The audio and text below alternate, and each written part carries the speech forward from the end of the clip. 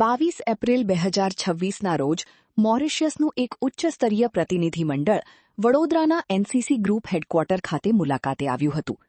આ પ્રતિનિધિમંડળનું નેતૃત્વ deputy permanent secretary ધનીતા રામધરીએ કર્યું હતું, જેમની સાથે તેમના સલાહકાર દાર્માલિંગમ મુટિયન અને ડેપ્યુટી કમિશનર ઓફ પોલીસ પણ ઉપસ્થિત રહ્યા હતા.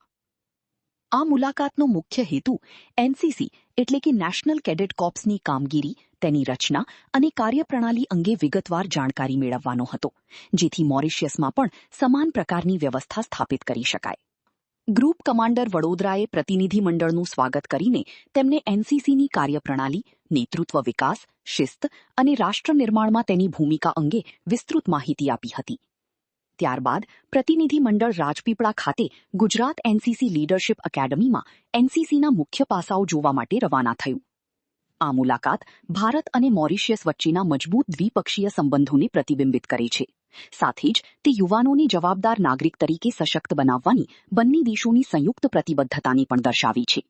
આ મુલાકાત ભવિષ્યમાં લોકોથી લોકો સંપર્ક અને સહકારને વધુ મજબૂત બનાવશે તથા બંને દેશોના સંબંધોની નવી દિશા આપશે.